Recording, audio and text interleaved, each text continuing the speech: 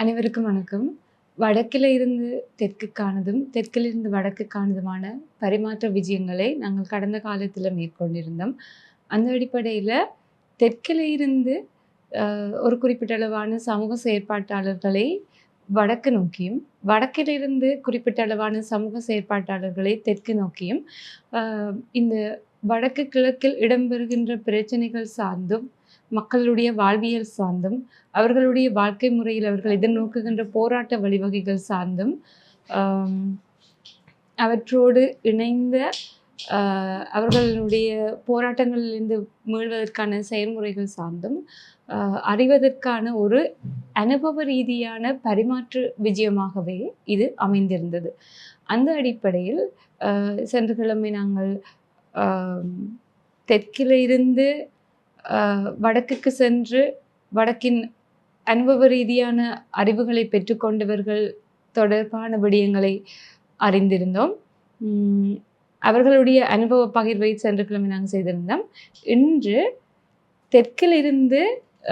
வடக்கிலிருந்து தெற்குக்கு தங்களுடைய பரிமாற்ற விஜயங்களை மேற்கொண்டிருந்தவர்களினதும், தெற்கு மக்களினுடைய வாழ்வியல் சார்ந்த விடயங்களையும், தெற்கில் இருந்த பிரச்சனைகள் சார்ந்தும், மக்களினுடைய போராட்ட வழிமுறைகள் சார்ந்தும் அறிந்து கொண்டு அவற்றை தங்களுடைய சமூகத்துக்கு எடுத்து செல்வதற்காகவும், சமூக மக்களுடன் இணைந்து செயற்படுவதற்காகவும், எவ்வாறு வடக்கு தெற்கு இணைந்து செயற்படும், வடக்கு தெற்குக்கு இடையிலான ஒரு நல்லிணக்க பொறிமுறைகளை நாங்கள் எப்படி மக்களினுடைய வாழ்வியல் செயற்பாட்டு முறையினூடாக கொண்டு செல்லலாம் என்பதை நோக்கமாக கொண்டு நாங்கள் அந்த பயணங்களை மேற்கொண்டிருந்தோம். இன்று எங்களோட அந்த வகையில் வடக்கிலேருந்து தெற்குக்கு சென்று செயற்பாட்டாளர்களிலிருந்து மூவர் எங்களுடன் இணைந்திருக்கிறார்கள். அவர்கள் தங்களுடைய அனுபவங்கள் சார்ந்தும் தங்களுடைய பார்வைகள் மீதான தாக்கம் அல்லது எவ்வாறு அது மாற்றமடைந்தது என்று தொடர்பாக எங்களோட கதைப்பதற்காக வந்திருக்கிறார்கள். அந்த வகையில் கலைச்செல்வி அக்கா இணைந்திருக்கிறார். கலைச்செல்வி சுந்தரலிங்கம் கலைச்செல்வி என்று ஆர்டி கலைச்செல்வி என்று அறியப்படுகின்ற கலைச்செல்வி சமூக செயற்பாட்டாளர்களும் கூட்டுறவு துறை, குடிசார் அமைப்பு, சமூக ஆளுகை தளம் என்பவற்றின் தொடர்ச்சியான செயற்பாட்டாளரும், அதே ரீதியாக பிரதேச, மாவட்ட, மாகாண மட்டங்களில் ஒரு முக்கியமான பெண் செயற்பாட்டாளராக வடமாகாணத்தில் அடையாளம் காணப்பட்டவரும் ஆவர். இவர் கிட்டத்தட்ட 2018ஆம் ஆண்டிலிருந்து எங்களுடைய நிறுவனத்துடன் இணைந்து செயற்பட்டு கொண்டு வருகிற ஒரு சுயதொழில் முயற்சியாளர். அவரை நாங்கள் வரவேற்றுக் கொள்கிறோம். அதே நேரம் சுபேஷன் தவராசாக இணைந்திருக்கிறார். அவர் சுயாதீன ஊடகவியலாளர், இளம் சமூக செயற்பாட்டாளர். அதே நேரம் அவரும் கொடிசார் அமைப்பில் ஒரு செயற்பாட்டாளராக தொடர்ச்சியாக இணைந்து செயற்பட்டு கொண்டு வருகிறார். ஆர்டிஎஸ் கிராம அபிவிருத்தி சங்கம் சாவச்சேரி கோவில் குடியிருப்பில் அவர் தலைவராக செயலாற்றுகிறார். அதே நேரம் அன்பழகன் இணைந்திருக்கிறார் எங்களுடன். அன்பழகன் கருவி நிறுவனத்தின் பணிப்பாளர் சபை உறுப்பினராகவும் அபிவிருத்தி முகாமையாளராகவும் தொழிற்பட்டு கொண்டு வருகின்றார். அதே நேரம் ஒரு தொழில் முயற்சியாளர், மாற்றுத்திறனாளர்களுக்கான ஒரு சமூக செயற்பாட்டாளராக தொடர்ச்சியாக சமூகத்தில் ஒரு சாதகமான மாற்றங்களையும் சாதகமான விடயங்களையும் எதிர்பார்த்து தொடர்ச்சியாக பயணித்து கொண்டு தன்னால் முடிந்த அளவுக்கு எல்லா இடங்களுக்கும் பயணித்து தன்னையும் தன்னுடைய சமூகத்துக்காண்டியும் வேலை செய்து கொண்டு வருகின்ற ஒரு ஆளராக நாங்கள் அன்பழகனை அடையாளப்படுத்த முடியும். அந்த வகையில் நான் முதலாவது கேள்வி சுபேசன், இந்த பரிமாற்ற விஜயம் தொடர்பான உங்களுடைய கருத்து எப்படி இருக்கு? வடமாகாணத்தினுடைய இடம் ஊடக செயற்பாட்டாளராக உங்களுடைய கருத்து எப்படி இருக்கு? இந்த பரிமாற்ற விஜயம் எனக்கு இதுதான் ஒரு முதல் சந்தர்ப்பமாக இருந்தது. கடந்த 2024ஆம் ஆண்டு முதல் தடவையாக நான் வடக்கில் இருந்து தெற்குக்கு வந்தேன். அந்த நேரத்தில் காணாமல் ஆக்கப்பட்டவற்ற பிரச்சனை, தெற்குல இருக்கிறார்கள்ட்ட பிரச்சனை பார்த்தோம். அதே நேரம் மீனவற்ற பிரச்சனை பார்த்தோம். நாங்கள் இதுவரைக்கும் நாங்கள் நினைச்சு கொண்டிருக்கிறோம் காணாமல் ஆக்கப்பட்டவற்ற பிரச்சனை வடக்கு மாநிலத்தில் மட்டும்தான் இருக்குதுன்னு சொல்லியும், அதே நேரம் மீனவரும் வடக்கு மீனவர் மட்டும்தான் பாதிப்பை எதிர்நோக்கி வெளியினம்னு சொல்லியும் நாங்கள் நினைச்சு கொண்டிருந்த நேரத்தில் இந்த பரிமாற்ற விஜயத்தால் எங்களுக்கு அவை தென் மாகாணத்தில் இருக்கிற, அதாவது பெரும்பான்மை சமூக மக்கள் எதிர்நோக்கிற பிரச்சனைகள் சம்பந்தமாக எங்களுக்கு அறிய கிடைச்சது. அது மிகப்பெரிய ஒரு முன்னேற்றகரமான செயல்பாடு. என்னது இன நல்லிணக்க விஷயத்தில் இது கட்டாயம் தேவை. என்னென்னு சொன்ன இன முரண்பாடு வளர்த்து கொண்டிருந்த காலகட்டம் அது. இப்படியான ஒரு பரிமாற்ற விஜய மூலம் சமூக செயற்பாட்டாளர் மேல் வந்து இதை வந்து அறிஞ்சு அதை கொண்டு தங்களோட சமூகத்தில் வந்து இப்படியான பிரச்சனைகளை வந்து அவைய வந்து பரப்புற நேரத்தில் வந்து இன முரண்பாடு வந்து முற்றாக நீக்கப்படும்ன்றதுதான் இந்த கருத்து. நன்றி சுபேசர். ஆஹ் கலைச்செல்வி அக்கா, நீங்கள் ஒரு பெண் தொழில் முயற்சியாளர், அதே நேரம் சமூக அரசியல் தளங்களில் தொடர்ச்சியாக வேலை செய்கிற நீங்கள் என்ற அடிப்படையில் வடமாகாணத்தில் நீங்கள் இனங்கண்ட பிரச்சனைகளுக்கும் குறிப்பாக பெண்கள் எவ்வாறு செயற்படுகின்றனர், பிரச்சனைகளுக்காண்டி பெண் செயற்பாட்டாளர்கள் செயற்படுறார்கள் என்றதும், நீங்கள் தெற்குக்கு பயணம் மேற்கொண்ட போது தெற்கில் இருந்த பெண் செயற்பாட்டாளர்கள், குறிப்பாக எனக்கு ஞாபகம் இருக்கு, நாங்கள் இந்த மீனவர் துறை சார்ந்து வேலை செய்கிற பெண்கள், கார்மெண்ட் ஃபேக்ட்ரியில் வேலை செய்கிற பெண்கள், அதே நேரம் சமூக போராட்ட களங்களில் முன்னின்று செயற்பட்டு வந்த பெண்களை நாங்கள் ஹம்மாந்தோட்டையில் சந்திச்சிருந்தோம். அந்த பெண் செயற்பாட்டாளர்களுடைய செயற்பாட்டு தளங்கள் எப்படி ஒரே மாதிரி பொருந்தி இருக்கா அல்லது வேறுபாடுகள் இருக்கா? அவர்களுடைய செயற்பாட்டு தளங்களை நீங்கள் எப்படி புரிஞ்சு கொள்றீங்க? வணக்கம் விஜிசா.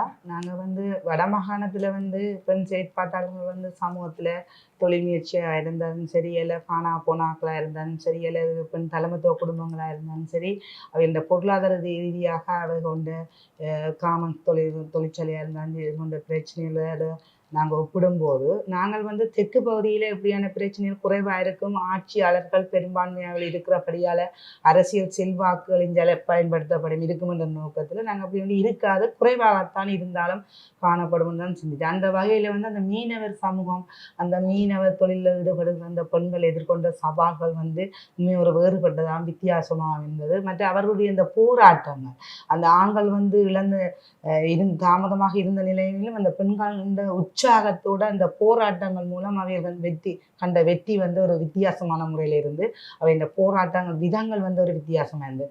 அதே நேரம் ஆடை தொழிற்சாலையில் வேலை செய்கிற அந்த பெண்களுக்கான அடிப்படை வசதிகள், மூன்றாம் பாலினத்தவர்களுக்கான தேவைப்பாடுகள் நிவர்த்தி அடையாமல் இருந்த விஷயம் காணக்கூடிய இருந்தது. அதாவது இந்த நேர கணிப்பீடு ஒரு வித்தியாசமான முறையில் இருந்தது. அப்படியான பெண்கள் வடபகுதியிலேயும் தெற்பகுதியிலேயும் பிரச்சனை இருக்குது. ஆனால் இந்த சவால்கள் ஒரு வித்தியாசமான முறையில் எதிர்கொள்ளப்பட்டது என்றால் போராட்டங்கள் நடைமுறை ஒரு வேறுபட்டதாக காணப்பட்டது.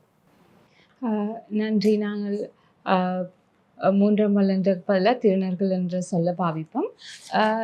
ரெண்டாவது, நீங்கள் சொன்ன அந்த போராட்ட வழிமுறைகள் வித்தியாசமாக இருந்ததுன்னு சொன்னீங்க. எப்படி நீங்கள் அதை வித்தியாசமாக பார்க்குறீங்க?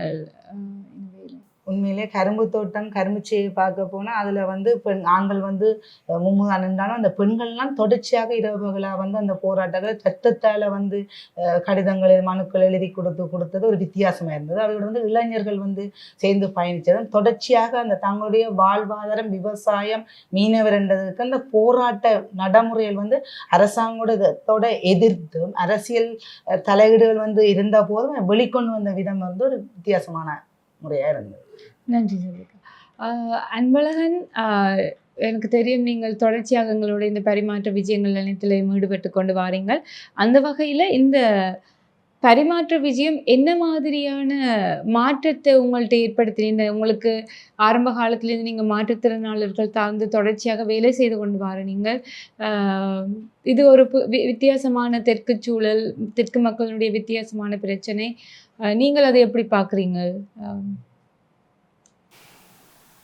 வணக்கம் விஜிசா அவர்களே. எங்களை பொறுத்தவரையில் இந்த வடக்கு தெற்கு என்ற அந்த பரிமாற்ற விஜயத்தை என்பது நான் கண்டுகொண்டது, நாங்கள் வடக்கிலே ஏற்கனவே அடி வாங்கிய இனம். நாங்கள் பல காலங்களாக அடி வாங்கி கொண்டிருந்தவர்கள்.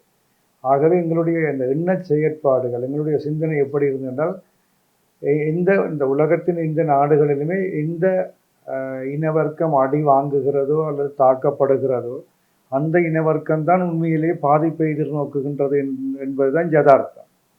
அந்த அடிப்படையில் வடக்கிலே எங்களுக்குத்தான் எல்லா பிரச்சனைகளும் இருக்கின்றது என்ற ஒரு எண்ணம் எங்களிடம் இருந்தது உண்மை. உதாரணத்துக்கு, நாங்கள் யுத்தத்தால் பாதிக்கப்படுகின்ற போது பெண்கள் யுத்தத்தால் பாதிக்கப்பட்டு விதவையாவார்கள். கணவர்களை இழந்த பெண்கள், மாற்றுத்திறனாளிகள் யுத்தத்தின் கூரத்தால் சாதாரணமாக இயற்கையாக உருவாவதை விட அதிக அளவில் உருவாவார்கள். வறுமை, எங்களுடைய வளங்கள் அழிக்கப்பட்டு விவசாய நிலங்களில் முகாம்கள் இருப்பது, இப்படி பல்வேறு விஷயங்களால் எங்களோட மக்களுடைய நிலை வந்து பொருளாதார ரீதியாக ஒரு வறுமை, கடல் தொழில் செய்வதிலே சில அழுத்தங்கள், இப்போது இந்திய படகுகளுடைய அழுத்தங்கள், இப்படிப்பட்ட பல்வேறு பிரச்சனைகள், இப்படி எல்லா தரப்பு எங்கெங்கே நாங்கள் சிறுவர்கள் பிரச்சனை, இப்படி நிறைய எடுத்துக்கொண்டாலும் எங்களுக்கு தான் அந்த பிரச்சனை இருக்கின்றது என்ற ஒரு எண்ணப்பாங்கு இருந்தது எங்களுக்கு. ஏன்னா நாங்கள் யுத்தத்தால் நீரடியாக பாதிக்கப்பட்டவர்கள். ஆனால் இங்கே இன்னொரு சிந்தனையும் இருந்தது. தெற்கு மக்களுக்கு அரசு போதிய சலுகைகளை செய்கிறது, தெற்கு மக்களுக்கு எந்த விதமான பிரச்சனையும் பெரிதாக இல்லை, முழு சுமைகளும் எங்கள் தோள்களிலே சுமத்தப்பட்டது என்ற ஒரு எண்ணப்பாங்கு எங்களிடம் இருந்தது. ஆனால் இந்த தெற்கு பரிமாற்ற விஜயத்துக்கு வந்ததன் பின்னர் நாங்கள் கூடுதலாக நகரத்தில் பார்த்தால் ஒரு விதமான சூழல் இருக்கும். அநேகமானவருக்கு வந்து வசதி வாய்ப்புகள் இருக்கும், வாகன வசதிகள் இருக்கும், பொருளாதாரத்திலே அழுத்தங்கள் இருந்தாலும் ஆனால் அவர்களுடைய வாழ்க்கை வித்தியாசம். நாங்கள் தெற்கு பகுதியில் சென்றது அநேகமாக கிராமப்புறங்களுக்கு சென்று பார்த்தால் தான் தெரிகிறது. உண்மையிலே எங்களுக்கு இருக்கின்ற பல்வேறு பிரச்சனைகள் சம நேரத்தில் சமகாலத்தில் இவர்களுக்கும் இருக்கின்றது என்ற அந்த புரிதல் எனக்குள்ளே வந்தது. இதிலே எனக்கு ஒரு இன்னும் அந்த ஒரு குறைபாடு இருக்கின்றது என்னென்றால், நிறைய சமூகங்களை நாங்கள் சந்தித்தோம். ஆனால் அந்த மாற்றுத்திறனாளிகளை நாங்கள் இன்னும் தெற்கில் சந்திக்காமல் இருக்கிறது, அது ஒரு குறைபாடு. என்ற இங்கே இருக்கின்ற மாற்றுத்திறனாளிகளுடைய நிலைமை என்னவென்று எனக்கு தெரியாது. நான் வடக்கிலே இருக்கிறவன், கிழக்கிலே மக்களோடு பழகி இருக்கிறேன், கிழக்கு மாற்றுத்திறனாளிகளோடும் பழகி இருக்கிறேன். இப்போ வடகிழக்குக்கு வெளியே அந்த மாற்றுத்திறனாளிகளுடைய வாழ்வியல் எப்படி இருக்கிறது, அவர்களுக்கான சமூக அழுத்தங்கள் என்று தான் சொல்ல வேண்டும். என்றால் இன்றைக்கு சராசரி ஒரு மாற்றுத்திறனாளி வீதியில் நடந்து போயக்குள்ளே பலரும் பல கேள்விகளை எழுப்புவார்கள். அப்போ இங்கே அந்த சமூக அழுத்தம் மாற்றுத்திறனாளிகள் மீது எப்படி பிரயோகிக்கப்படுகிறது, இப்படிப்பட்ட பல்வேறு விடயங்களை அறிந்து கொள்வதற்கு இன்னும் அந்த பரிமாற்ற விஜயங்கள் நிகழ்த்தப்பட வேண்டும் என்றதுதான் என்னுடைய எண்ணம். ஆனால் நாங்கள் இங்கே கற்றுக்கொண்டிருக்கிறோம். அதாவது நான் சொன்னது முதல் எங்களுக்கு தான் பிரச்சனை இருக்கின்றத விடயத்துக்கு அப்பால வெளியில் வந்து பல்வேறு விடயங்களை இந்த பரிமாற்ற விஜயத்தினூடாக கற்றுக்கொண்டிருக்கிறோம் என்றதே யதார்த்தமான உண்மை. நன்றி அன்பழகன். என்னென்னு சொன்னால் அது உண்மை. நாங்கள் மாற்றுத்திறனாளர்கள் சார்ந்தும் தெற்கிலேயே மட்டுமில்லை, இலங்கையில் இருக்கிற பரவலான அனைத்து இடங்கள்லேயும் இருக்கிற மாற்றுத்திறனாளர்களுடைய செயற்பாடுகள் சார்ந்தும் அவர்களுடைய வாழ்வியல் சார்ந்தும் தொடர்ச்சியாக அவர்களோடு சேர்ந்து பயணிக்க வேண்டும் என்றதும், அவர்களுடைய பிரச்சனைகள் சார்ந்து முன்னெடுக்க வேண்டும் என்றதும், பிரச்சனைகள் சார்ந்து நடவடிக்கைகளை முன்னெடுக்க வேண்டும் என்றதும் ஒரு முக்கியமான கருத்து. நாங்கள் அதை கவனத்தில் கொள்கிறோம். அதே நேரம் இந்த நீங்கள் 3 பேர் கதைச்ச அடிப்படையில் வந்து முக்கியமான ஒரு உங்களோட அனுபவமாக இருக்கலாம், அல்லது நீங்கள் கற்றுக்கொண்ட விடயங்களாக இருக்கலாம். தனியே வடக்கு மாகாணத்தில் மட்டும் பிரச்சனைன்றது இல்லை, அல்லது தனியே தமிழர்களுக்கு மட்டுமே பிரச்சனைன்றது இல்லை. அது தெற்குக்காக இருக்கலாம், அல்லது அந்த அரசாங்கத்தினுடைய மக்களுமே அதே மாதிரியான பிரச்சனைக்குள்ள தான் வாழ்ந்து கொண்டு வந்தார்கள் என்றது வடக்கு மக்களுக்கு புலனாயிருக்கிறது, அல்லது வடக்கு மக்களினுடைய செயற்பாட்டாளர்களுக்கு புலனாயிருக்கிறது. பெரிய விஷயம். நாங்கள் நம்புகிறோம் இந்த விஷயம் தொடர்ச்சியாக வடக்கு மக்கள் அனைவருக்கும் உங்கள் மூலமாக கடத்தப்படும், நீங்கள் வேலை செய்கிற ஒவ்வொரு தளங்களினூடாகன்றது.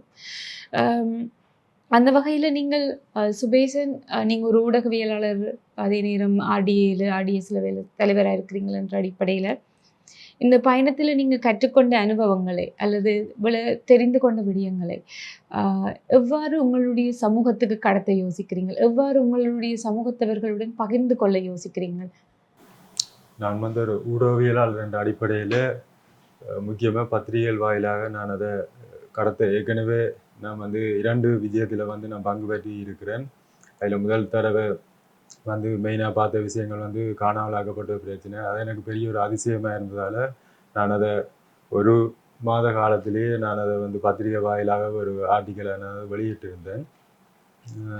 அதே நேரம் சமூகத்திலேயும் இப்படியான உள்ளூர் பத்திரிகைகள் வாயிலாக, முகநூல் வாயிலாக நாங்கள் இந்த விஷயத்தை வந்து நாங்கள் கடத்தி கொண்டிருக்கிறோம். என்னென்னு சொன்னால், நாங்கள் அனுபவிக்கிற துன்பத்தை விட கூடுதலான துன்பத்தை தென்பகுதி மக்கள் வந்து அனுபவிக்கணும் என்ற ஒரு விஷயத்தை வந்து நாங்கள் நடத்தி கொண்டிருக்கோம். நன்றி. உங்களுடைய கட்டுரை தொடர்பான விடயங்களை ஒரு சிறிய அளவு இங்கு பகிர்ந்து கொள்ள முடியுமா? நீங்கள் பத்திரிகையில எழுதின கட்டுரை இந்த விஜயம் சம்பந்தமாக. ஸோ நான் வந்து அதுக்கு வந்து தலைப்பு வந்து தலைப்பு வந்து வடபகுதி மக்களின் இன்னல்களை தென்பகுதி மக்களும் உணர தலைப்பட்டு விட்டனர். அரசியல்வாதிகளின்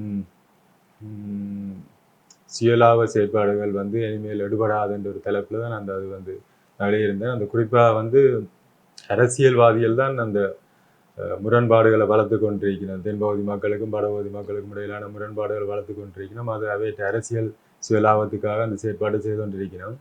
எங்கட மக்களும் வந்து 75 வருஷ காலமாக வந்து அதை அறியாமையால் அவை சொல்கிறத கேட்டு வந்து முரண்பட்டு கொண்டிருக்கணும். ஆனால் இப்போ தற்போதைய காலத்தில் வந்து அந்த முரண்பாடு மற்ற அரசியல்வாதிகிட்ட போய் பிரச்சாரங்கள் வந்து எடுபடுற நிலைமை சரியான குறைவாக தான் இருக்குது. இப்படி இந்த அரசியல் நகர்வுகள் வந்து அல்லது அரசியல் லாபம் தேடும் நடவடிக்கைகள் வந்து மக்களிடையேயான பிரிவினைவாதத்தை தொடர்ச்சியாக தூண்டி கொண்டு வருது என்று சொன்னால், இது எந்த விதத்தில் மனித உரிமைகளை பாதிக்குது என்றது தொடர்பான உங்களுடைய பார்வை எப்படி இருக்கு? இப்போ குறிப்பாக வந்து என்னன்னு சொன்னால், மனித உரிமை என்று பார்க்க வந்து இதை சொல்கிற ஒவ்வொரு கருத்தும் வந்து வன்முறையை தூண்டுது. அரசியல்வாதிகள் சொல்கிற கருத்து வந்து இப்போ உதாரணத்துக்கு சொல்ல போனால் தையட்டியில் ஒரு விகாரி ஒன்று இருக்குது. அது வந்து கடந்த ஆட்சி காலத்திலேயே அதுக்கான அத்திவாரம் போட்டு வேலையிலெல்லாம் முடிஞ்சு. ஆனால் இந்த ஆட்சி காலத்தில் தான் அது இடிக்கணுமென்ற ஒரு கருத்தை வந்து தமிழ் எம்பிமார் வந்து முன்வைக்கணும். இப்படியான செயற்பாடுகள் வந்து வன்முறையை தூண்டுது, மக்களை வந்து வன்முறையை செய்ய தூண்டுது. அதால் வந்து மக்கள் வந்து மனித உரிமை மீறல் செயற்பாட்டில் ஈடுபடக்கூடிய நிலைமை இருக்குது. இனங்களுக்கு இடையில ஒரு முரண்பாடுகளை வந்து அதை வளர்த்து கொண்டு இருக்குது. நன்றி. செல்விகா, நீங்கள் தொடர்ச்சியாக இந்த மனித உரிமை சார்ந்த விஷயங்களில் குறிப்பாக ஆர்டிஐ ஃபார்ம் நிரப்புறதுலையும் மக்களுடைய மனித உரிமைகளை மீட்டெடுக்கிறதுலையும் தொடர்ச்சியாக வேலை செய்து கொண்டு வரீங்க. நீங்கள் இது எப்படி பார்க்குறீங்க? இந்த அரசியல் நகர்வுகளும் பிரிவினைவாதத்தை தூண்டுகிற சில செயற்பாட்டாளர்களும் மக்களினுடைய மனித உரிமைகளை வந்து எவ்வளவு தூரம் பாதித்து கொண்டு வருவினம்ன்றது? அரசியல்ல வந்து ஆதிக்க அதிகாரம் தான் மேலோங்கி இருக்கு. ஏன்னா மக்களுக்கு சரியான ஒரு விழிப்புணர்வு இல்லை. மற்றது மக்களோட மனித உரிமை மீறப்படுற சந்தர்ப்பம் வந்து என்னன்னா அபிவிருத்தி என்ற ஒரு போர்வையில அரசியல்வாதிகள் வந்து அந்த அபிவிருத்தியை தேவையற்ற மக்களுக்கு தேவையற்ற விதத்தில் அந்த அபிவிருத்தியை தங்களோட சுய லாபத்துக்காகவும் தங்களோட வருமானத்துக்காகவும் அதை ஊக்குவிப்பதால் வந்து மக்களுடைய மனித உரிமை வந்து மீறப்படுது. ஏன்னா தொடர்ந்து சொந்த விவசாயத்தை ஒரே பயிரைத்தான் தாங்களிடணும், தங்களை விரும்பிய விவசாயம் செய்ய முடியாத நிலை காணப்படுது. அங்கே அவையில உரிமை வந்து விவசாயத்தால் மீறப்படுது. அதோட வந்து குடியிருக்கிற காணி அவையலுண்ட காணியில வந்து அரசியல் தலையீடுகளால் பறிக்கப்பட்டு அடாத்தாக தங்களுக்கு செய்வானாக்களை வந்து அத்துமீறி குடியேற்றுவது வந்து ஒரு மனித உரிமை மீறப்படுது. அதோட அபிவிருத்தி போதில் வந்து நீர் அவைகளுக்குரிய விவசாயத்துக்குரிய நீர் வந்து இல்லாமல் குறைவடையுது. யானைகளை வந்து யானைகளுக்குரிய அந்த மேய்ச்சல் இடங்களை அந்த யானைகளுக்குரிய இடங்களை சரியான முறையில் ஒதுக்காமல் அதில் குடியேற்றம் செய்கிறதால வந்து அந்த விலங்குகளும் வந்து தங்களோட உயிரிழப்புகளையும் இழந்ததை தான் நாங்கள் அவதானிக்கக்கூடிய இருக்குது. ஒவ்வொருத்தட்ட விவசாய நிலங்களையும் வந்து தங்களோட உரிமைக்காக சொந்த வாழ்வாரம் பொருளாதாரத்தை மேம்படுத்துவதற்காக பயன்படுத்த முடியாத நிலம் வந்து அங்கே மனித உரிமை மீறப்படுது. அவையின் வாழ்வு அவையின் பொருளாதாரத்தை மேம்படுத்த விவசாய நிலங்கள் வந்து பறிக்க.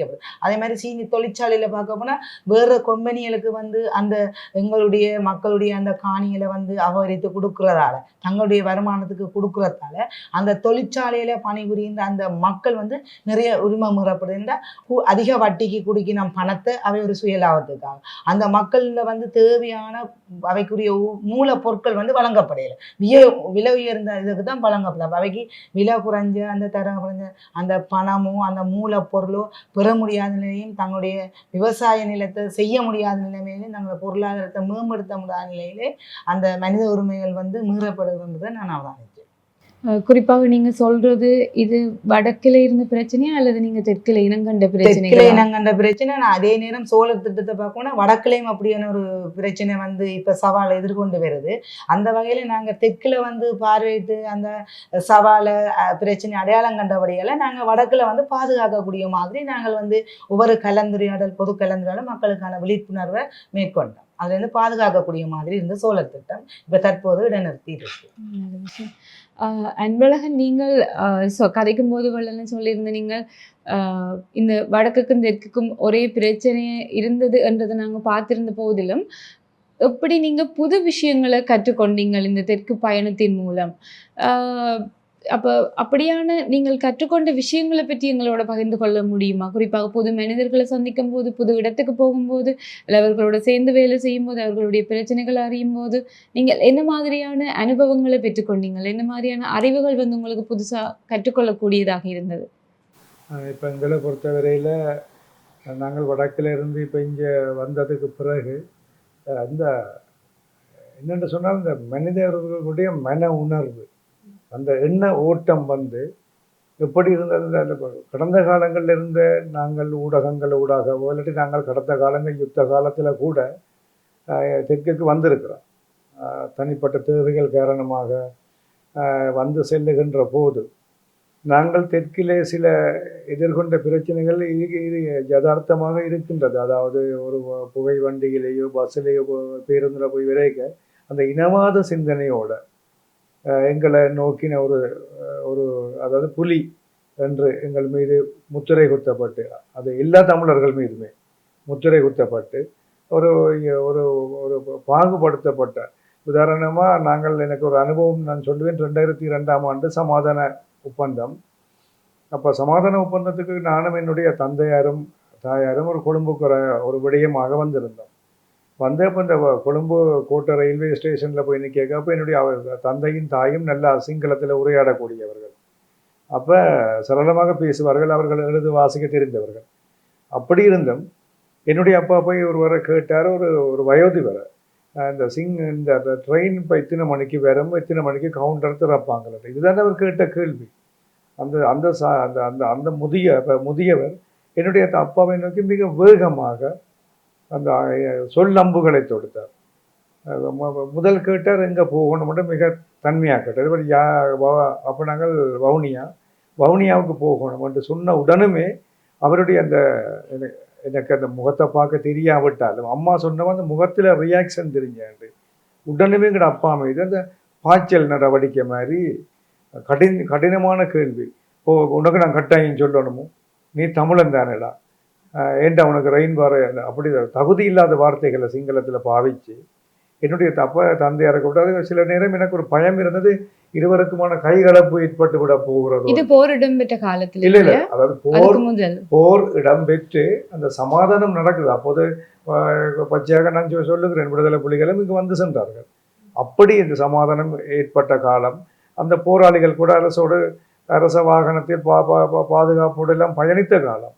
அப்போ நாங்கள் சொந்த விஷயமா இந்த ட்ரெயின் எத்தனை மணிக்கு வரும், கவுண்டரை திறப்பாங்கன்னு கேட்டதுக்கு அந்த ஒரு பாய்ச்சல் தன்மையான பதில் மிக பயங்கரமாக இருந்தது. கைகலப்பு ஏற்பட்டு விடுமோண்டு. அப்போ நானும் பார்வை குறைபாடு உடையவன், எனது அப்பாவும் ஒரு முதியவர். நான் லாபகமாக சொன்னேன், அப்பா அவர்கிட்ட கதை கொடுக்காதீங்கோ, நாங்கள் நேரடியாக போய் கவுண்டரில் சம்மந்தப்பட்டார்கள்ட்ட கேட்போம் என்றால் இது ஒரு சிக்கலாக மாறப்போகுது. அவர் மட்டும் இல்லை, 2-3 பேரை சேர்த்து வச்சுட்டாட்டா கண்டு அவையிலும் நீ இயக்கமா புள்ளியாதா இதாண்டு. அப்போ அதோட எனக்கு இன்றைக்கு ஒரு மறக்க முடியாத ஒரு துன்பியல் சம்பவம். அது இன்னைக்கு நீங்கள் இந்த விஜயத்தை மேற்கொண்டதன் மூலம் நீங்கள் அதை எப்படி பார்க்குறீங்களா? இன்றைக்கு மாறுபட்டிருக்குது. இன்றைக்கு அந்த மாற்றத்தை பற்றி கொஞ்சம் உங்களோட பகிர்ந்து கொள்ள முடியும்? மாற்றம் ஏறக்குறைய 2002 நான் இன்றைக்கு 23 வருடங்கள் பின்னுக்கு வந்திருக்கிறோம். அந்த 22 வருடங்களுக்கு பின்னுக்கு நாங்கள் அந்த தென்னிலங்கையில் அந்த சகோதரர்களோட பழகுகின்ற போது அவர்களோட நாங்கள் கிராமத்தில் நாங்கள் பார்த்தபடியே முற்றிலும் மாறுபட்டு இருக்குது. முற்றுமுழுதாக இப்போ அன்பாக பேசினார்கள், எங்களுக்குரிய தேநீர் உபசரிப்பாக இருந்தான்னு, எங்களுக்குரிய உணவாக இருந்தான்னு, தங்களுடைய கைப்பட எனக்கு அந்த சிறு வயதிலேயே நான் அந்த தென்னிலங்கை மக்களுடைய உணவு பழக்க வழக்கத்தில் ஆர்வம் உள்ளவர், அதை புசித்திருக்கிறேன். அந்த சந்தோஷம் அவர்கள் அந்த சிறு வயதில் நான் புசித்த அந்த உணவு, அந்த தேநீர், அந்த பக்குவம் மீண்டும் எனக்கு அது கிடைக்கக்கூடியதாக இருந்தது. அவ்வளவு அன்பாக அதை பரிமாறினார்கள். மிகவும் நாங்கள் கேட்கிற கேள்விகளுக்கு எங்களுக்கு சாதகமாக சந்தோஷமாக பதில் வழங்கினார்கள். அந்த இனவாத கண்ணோட்டம் அவர்களிடம் இருந்ததில்லை. அப்போ இது எங்கிருந்து வெடிக்குது அந்த இனவாதம் என்றால், தங்களுடைய லாபத்துக்காக இந்த அரசியல்வாதிகள் தான் அந்த இனவாதத்தை தூண்டி அப்பாவி மக்கள் மீது அடுத்து வடக்கிலையும் தெற்கிலையும் பிரயோகிக்கிறார்களே அன்றி அடிப்படை மக்களிடம் இப்படிப்பட்ட உணர்வலைகள் இல்லை. ம். நான் இன்னொரு செய்தி உங்களுக்கு சொல்லணும். முந்து தென்னிலங்கையில் ஒரு பரப்புரை ஒன்று இருந்தது. அந்த நாங்கள் தமிழர்களை புலி என்று தானே பார்த்தார்கள். அந்த புலி என்ற இந்த புலி எப்படி இருக்கும்? கொம்பு வைத்திருக்கும், பெரிய நீண்ட நிகம் இருக்கும், நீட்டு தாடி இருக்கும். என்னோட ஒரு சிங்கள சகோதரிக்கு அப்போ அந்த காலத்தில் சொல்லி இருந்தா அப்படி ஒரு ஒரு மாய தோற்றம் எங்களுக்கு இருக்கிறது.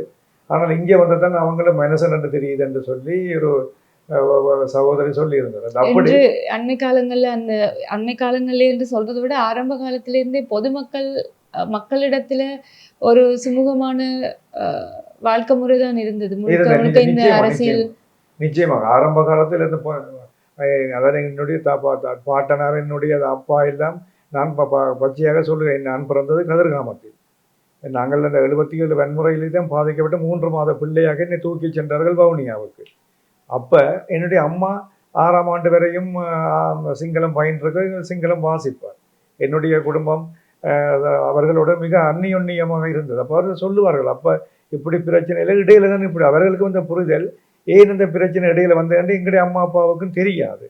அது பிறகு தான் எங்களுக்கு அது விளங்கக்கூடிய தனிச்சிங்கள சட்டம், வெட்டு புள்ளி அப்படி சில காரணங்களால் அந்த பிரச்சனை தூண்டப்பட்டது.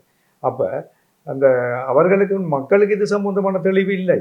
இதை தூண்டி விடுவது அரசியல்வாதிகள். இந்த பயணம் உங்களோட வாழ்க்கை முறையில ஒரு சிறந்த அனுபவமாகவும் உங்களோட ஆரம்பகால கசப்பான அனுபவங்கள்ல இருந்து, அரசியல்வாதிகளால் தூண்டிவிடப்பட்ட அனுபவங்கள்ல இருந்து ஒரு சாதகமான முறையில மக்கள் தொடர்பான புரிந்துணர்வோடு நல்லிணக்கத்தை நோக்கி முன்னெடுக்கக்கூடியதாக இருந்ததுன்றதை நான் கேட்கும்போது ரொம்ப சந்தோஷமா இருக்குது. அண்ட் நான் நம்புறேன் இந்த விஷயங்களை நீங்கள் உங்களோட சமூகத்தோடையும் மக்களோடையும் பகிர்ந்து கொள்வீங்களேன்னு. நன்றி என்பலன்னா. அந்த வகையில் சுபேசன், நீங்கள்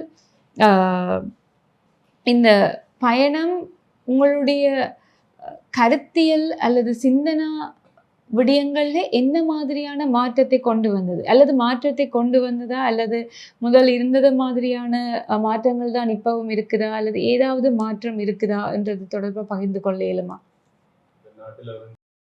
75 வருஷமா இருந்த நிலைமை இன்றைக்கு இல்லை.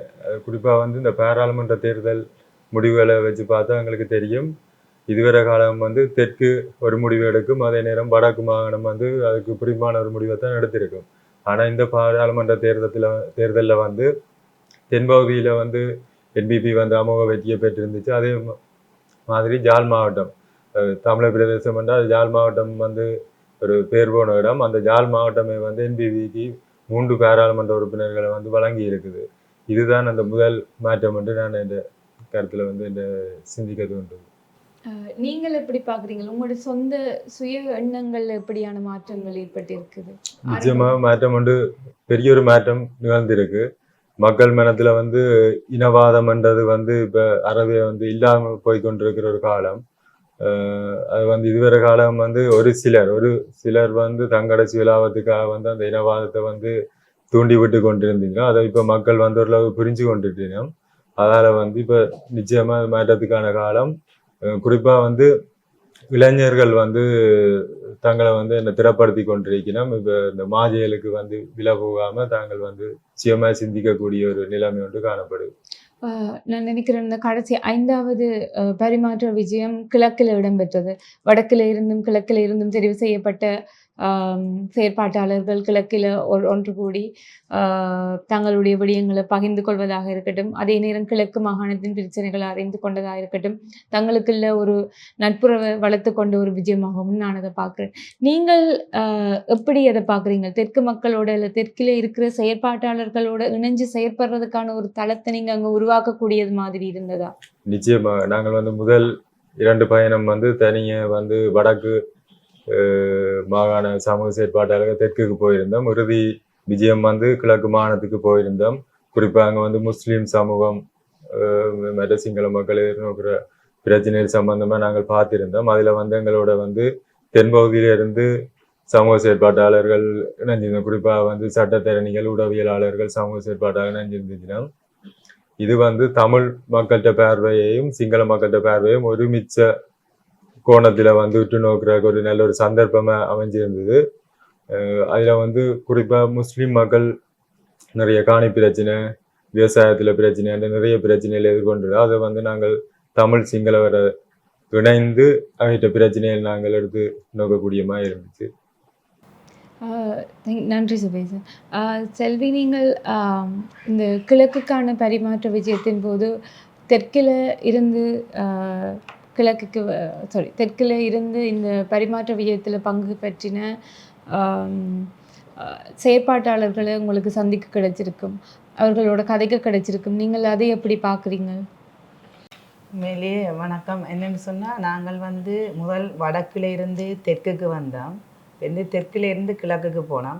வடக்குக்கும் தெற்குக்கும் உள்ள பிரச்சனைகளை பார்க்க போனால் கூடுதலாக அந்த சட்டவிதமான காணி பிரச்சனைகள், விவசாய பிரச்சனைகள், மீனவர் பிரச்சனை இருந்தது. அதேமாரி நாங்கள் வந்து கிழக்குக்கு போனால் கிழக்குன்ற வித்தியாசமான முறையில் இருந்தால் அங்கே 3 மத மொழித்தவர்களும் இருந்தபடியாலே மற்றது அந்த இராணுவ ஆதிக்கம் வந்து அங்கே கூடுதலாக இருந்தது. அந்த மக்களை வந்து வயோதிபர்களை வந்து அந்த காணி அனுமதி பத்திரம் எடுக்கிறதுல இருந்து அந்த அவையில் செய்து அந்த அநியாய அட்டகாச அந்த தனம் வந்து ஒரு வித்தியாசமாக இருந்தது. அவ்வளோ சவாலையும் அந்த அந்த பிரதேச மக்கள் வந்து நிறைய சவாலை எதிர்கொண்டிருக்கிறோம். அந்த வகையில் நாங்கள் ஒரு போராட்டம் என்றால் முதல் தனித்தனி அந்த தேவை உள்ளவர்கள் மட்டும், பாதிக்கப்பட்டவர்கள் மட்டும்தான் அந்த குரல் கொடுக்கக்கூடிய மாதிரி. இப்போ நாங்கள் எங்கே வடக்கோ கிழக்கோ தெற்கோ எங்கேயோ ஒரு போராட்டம்னாலும் நாங்கள் 3 மாகாண மக்களும் சேர்ந்து ஒருமித்த உரலாக நாங்கள் அந்த போராட்டங்களில் பங்கு பெற்று எங்களுக்கான உரிமைகளை, தேவைகளை, ஆட்சி மாற்றங்களை கொண்டு வரக்கூடிய ஒரு சந்தர்ப்பமான ஒரு வலையமைப்பை உருவாக்கினது நான் உணர்ந்தேன்.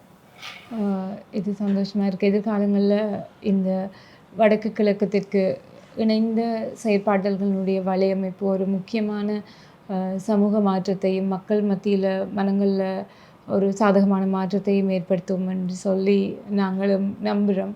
இந்த தொடர்ச்சியான செயற்பாடுகள் வந்து தொடர்ச்சியாக இடையேறாது தொடர்ச்சியாக முன்னெடுக்கப்பட வேண்டும் என்று நான் விரும்புகிறேன். அந்த வகையில் சுபேஷன், காலநிலை சம்பந்தமான விடயங்களில் நீங்கள் இந்த பரிமாற்ற விஜயங்களில் என்ன மாதிரி அடையாளம் கண்டு கொண்டீங்கள்?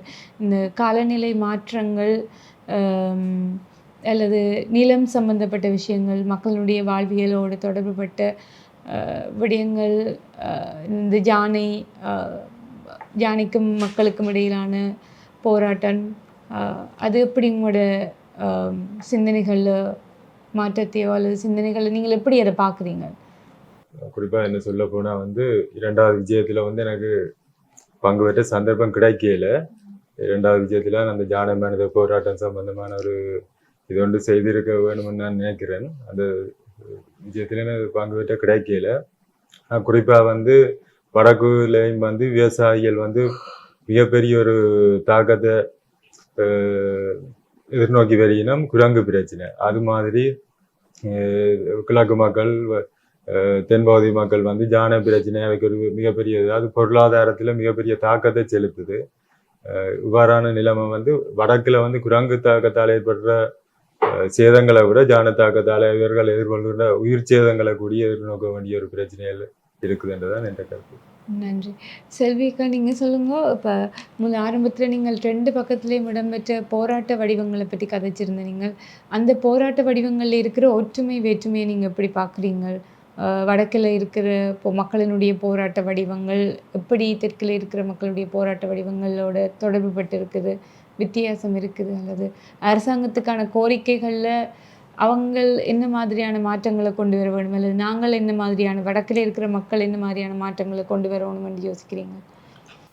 உண்மையிலேயே வடக்கில் இருந்தாலும் சரி, தெற்காக இருந்தாலும் சரி, கிழக்காக இருந்தாலும் சரி, ஏதோ ஒரு விதத்தில் மக்கள் வந்து சவாலை எதிர்கொண்டு தான் வரையணும், பிரச்சனைகளை எதிர்கொண்டு தான் வரையணும். ஆனால் பிரச்சனைகள் வந்து ஒரு முகமாகத்தான் இருக்கு. என்னென்னா இப்போ வடக்கில் வந்து ஞான பிரச்சனையாக இருந்தாலும் அது தெற்கிலையும் இருக்குது, கிழக்குலேயும் இருக்குது ஞான பிரச்சனை. அப்போ ஞான பிரச்சனை வார மாதிரி தான் இப்போ நாங்கள் இந்த போராட்டங்களும் வந்து நாங்கள் எங்களோட மக்களுடைய தேவையில் வந்து ஒரு போராட்ட வடிவத்தில் தான் நாங்கள் பெற்றுக்கொள்ளக்கூடிய மாதிரி இருந்தது. நாங்கள் வடக்கில் வந்து காணா போன ஆக்களுக்கான மக்கள் போராட்டமாக நாங்கள் செய்துக்கொள்ளோம். அதே நேரம் இங்கேயும் அந்த காணா போன ஆக்களுக்கான போராட்டம் செய்து காணிக்கான இராணுவத்தால் அத்துமீறி பிடிக்கப்பட்ட காணிக்காக நாங்கள் போராட்டம் செய்திருந்தோம். அந்த போராட்டங்களூடாக இங்கே தெற்கிலேயும் நடைபெற்றிருக்கு, வடக்கிலேயும் நடைபெற்றிருக்கு, கிழக்கிலேயும் அந்த போராட்டங்கள் நிமித்தம் மக்களிட வந்து எங்களை இப்போ அரசியல் ஜாப்பு கட்டமைப்பு வந்து இப்போ அரசியல் ஆட்சி மாற்றம் மட்டும் வந்திருக்கு.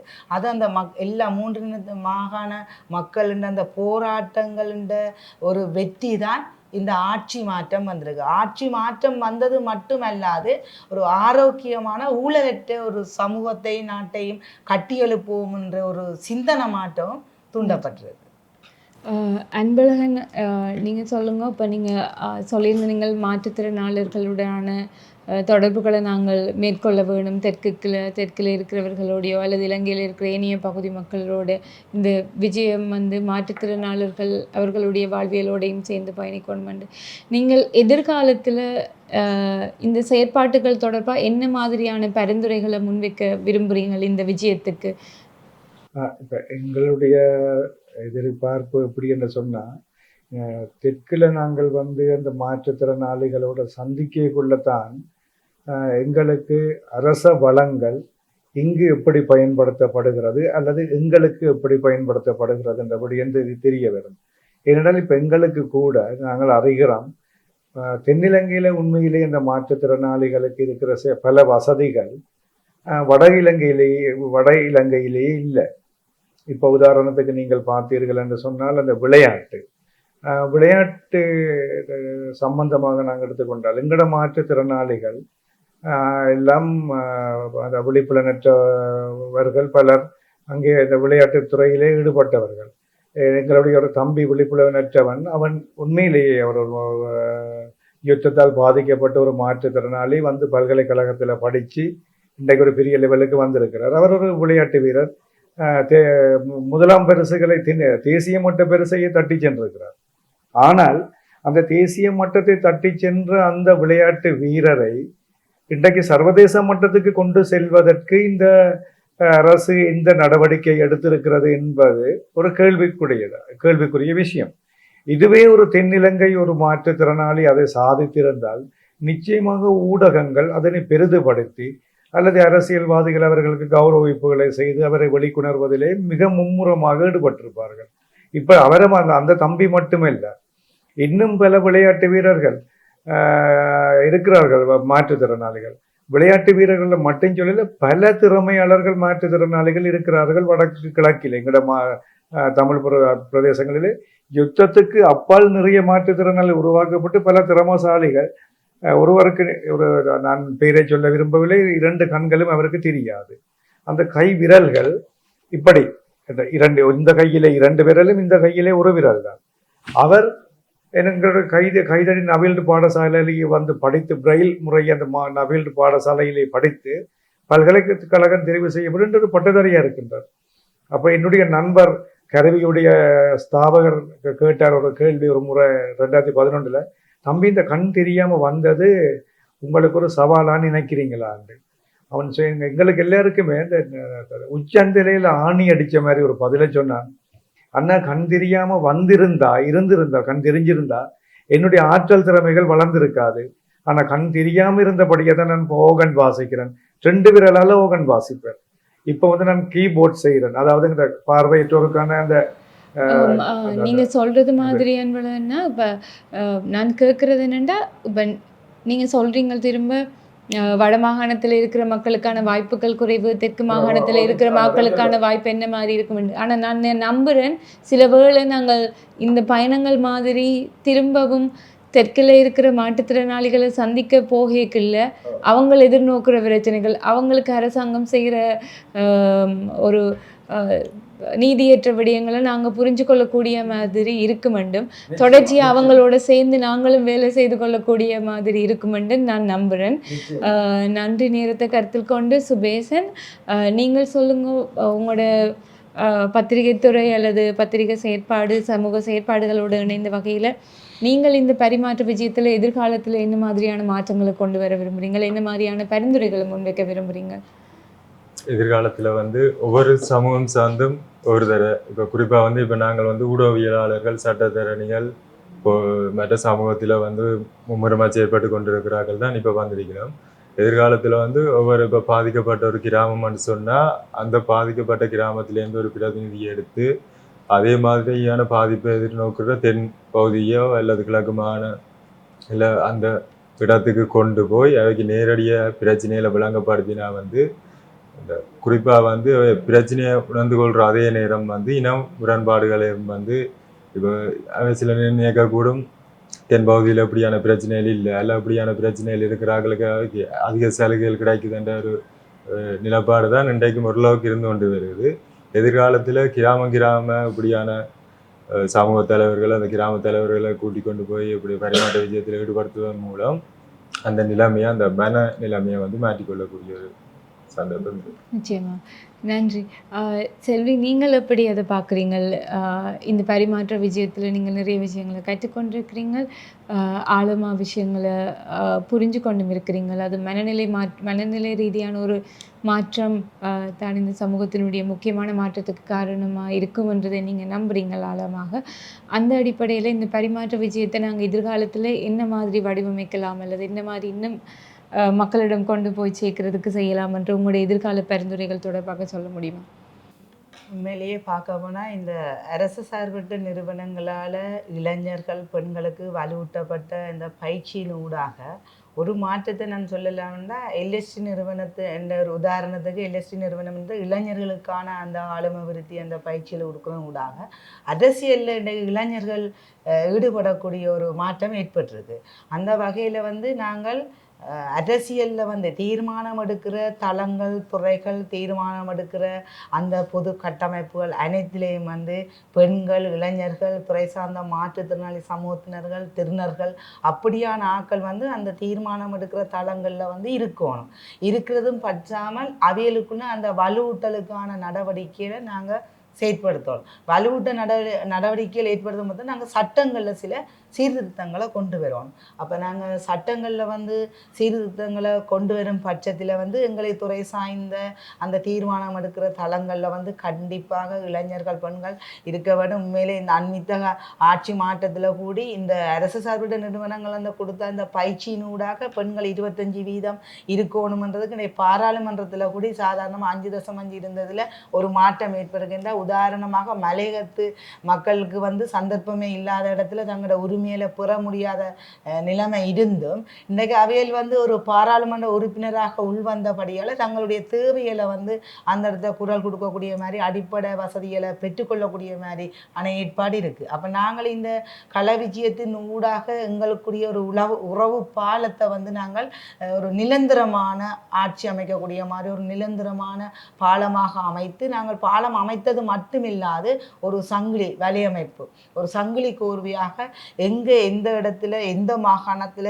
என்ன சவால்களை எதிர்கொள்ளினமோ மக்கள் அவைகளுக்கு உரிய அந்த பிரச்சனை தீர்வுக்கான நாங்கள் பரிந்துரை கொடுக்கக்கூடிய மாதிரி ஒரு மக்கள் பாராளுமன்றம் என்று ஏற்கனவே நாங்கள் செய்து வருகின்றோம். அப்படியான மக்கள் பாராளுமன்றங்களை உருவாக்கி மக்கள் சபையில் ஊடாக அந்த பரிந்துரைகளை கொடுக்குறதுக்கான அந்த மக்கள் பாராளுமன்றங்களை உருவாக்கணும். தீர்மானம் எடுக்கிற துறையில் வந்து பெண்கள், இளைஞர்கள் உள்வாங்கணும். துறை சார்ந்த இன்னும் அடிப்படை கிராமங்களில் வந்து விழிப்புணர்வு இல்லாமலே இருக்குது.